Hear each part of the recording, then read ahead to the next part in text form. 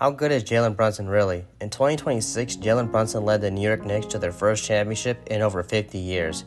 He was named Finals MVP and carried his team throughout the playoffs. Finally, when Knicks fans call a curse, Jalen Brunson put an end to. That's just his last chapter. At Villanova, he won 2 NCAA national championships, contributing as a freshman and starting as a National Player of the Year in 2018. Going back even further, he led his high school team to their first state championship, dropping 30 points in the final game, earning Illinois' Mr. Basketball. High school champion, 2-time college champion, NBA champion. Stack that all up, Jalen Brunson is a legendary winner. Almost Bill Russell-esque. Almost. Even though I like to focus on the NBA, his winning, I do admire it a lot. As I said in my Giannis video, once a player wins a championship, everybody's dying to see where do they rank all time. They're trying to compare him to everybody. And after this year's finals, nothing has changed. These days, a lot of big questions come up. Is he the greatest Knick of all time? Is he a top 10 point guard ever? And where does he rank in today's NBA? Today we're breaking it all down with facts, context, and my honest opinion. Now let's get into it. First up, is Jalen Brunson already the greatest Knick of all time? After leading the Knicks to 2026 NBA championship and securing the Finals MVP, ending the 53-year drought, both starving Knicks fans and the young Knicks fans are starting to say Jalen Brunson is the greatest Knick of all time. But if we're going to be honest, that title is a three-headed monster. Walt Frazier, Patrick Ewing, and now Jalen Brunson. Here's the reasons why you can't just give it to one person. Let's start with Walt Frazier. Bringing 2 championships to the New York Knicks in 1970 and 1973 and delivering a Game 7 iconic performance, he is up there with the all-time legends, no doubt. But besides being the guy who brought 2 championships to New York and being the Finals MVP, one thing special about him that cannot be understated is he stuck with the Knicks through their lows and highs. When they were losing games, he was the voice and announced many games for New York Knicks players and fans. Now let's look at Patrick Ewing. While Frazier went to the finals 3 times and won twice, Patrick Ewing went to the finals twice and never won. But why is he up here? Well, personally, in my opinion, he's just a better player. Secondly, his competition. It's hard enough to beat Michael Jordan, but honestly guys, his team probably wasn't even as good as Michael Jordan's team, so that's a real hard ask. Now we're going to say he has to beat Hakeem Olajuwon. That's a fair matchup for him, but it's a hard matchup for him. Combine the bumpy road and his overall just ability, he's up there with the best of them. Now let's look at Jalen Brunson, the underdog who led the 2026 NBA champions and ended the 53-year drought.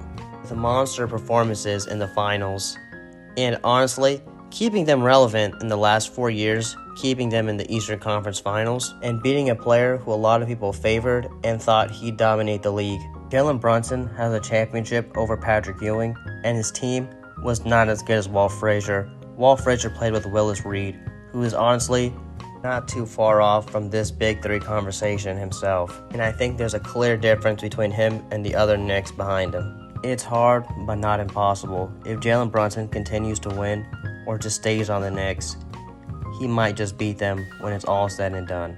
Next, where does he rank against the players today? No projections, just right now. If they played tomorrow, where is Jalen Brunson ranked? How good is Jalen Brunson really? Well, in my opinion, he's a definitive top 6 player. I put guys like Jokic, Giannis, SGA, and Luka in the same tier, if not above Jalen Brunson. But everybody below him, no, I really just don't think they're as good as him. Even a Victor Wembanyama with his defensive matchup, you could say he's just as good as everybody else because of his defense, but in my opinion, the game was on the line for both of them, and Wemby wasn't as good as Jalen Brunson, so I'm not going to say he's better than Jalen Brunson right now. 28 points per game throughout the postseason, leading the entire NBA, and then exploded 32.6 per game when it mattered most in the NBA Finals, and tying Michael Jordan 45 points in a clinching Game 5. It wasn't just the clutch shots, it was the clutch comebacks that he was a part of. Coming back 29 points is insane. With the 3rd highest box plus minus in postseason NBA history, the truth is, you cannot deny Jalen Brunson's rank in the NBA today. And another truth is, with these legendary numbers, alongside what my own eyes witnessed, yeah, Jalen Brunson is arguably a top 10 point guard of all time.